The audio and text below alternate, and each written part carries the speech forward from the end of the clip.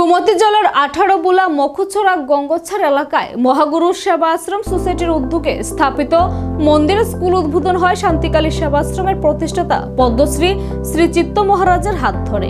এই সময় মহারাজ ছাড়া উপস্থিত ছিলেন স্থানীয় বিধায়ক রামপদ জমাতিয়া, মহাগুরু সেবা আশ্রম সোসাইটির কর্তৃপক্ষ ও স্থানীয় জনগণ। এই মন্দির স্কুলটি হবে ইংলিশ মিডিয়াম স্কুল। এর উদ্বোধক পদ্মশ্রী চিত্ত মহারাজ সংবাদ মাধ্যমের মুখোমুখি হয়ে উনার প্রতিক্রিয়া ব্যক্ত করতে গিয়ে বলেন, মহাগুরু সেবা আশ্রম সোসাইটির সনাতন ধর্ম এবং জনসেবার এই যে উদ্যোগ, এই উদ্যোগকে তিনি সাধুবাদ জানান, পাশাপাশি বিস্তারিত প্রতিক্রিয়া ব্যক্ত করেন। নমস্তে সমস্ত ত্রিপুরাবাসী এবং সমস্ত ভক্তবৃন্দগণকে।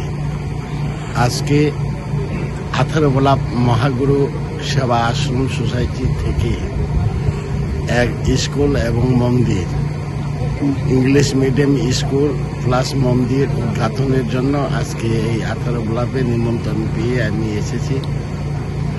সেই নিমন্ত্রণকে রক্ষা করার জন্য আজকে মহাগুরু সেবা আশ্রম সোসাইটিতে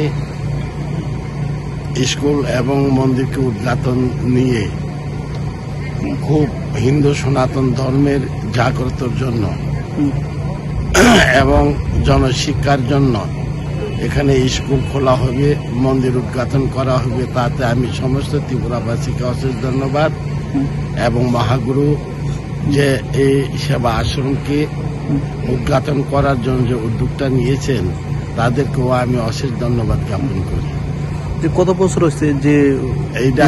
এই প্রথমে 3 বছর হয়েছে অন্য জায়গায়, এখন ওই জায়গা থেকে এখানে 18 বুলা নিয়ে এসেছে। আজকে নতুন এই উদ্ঘাটন করা হবে।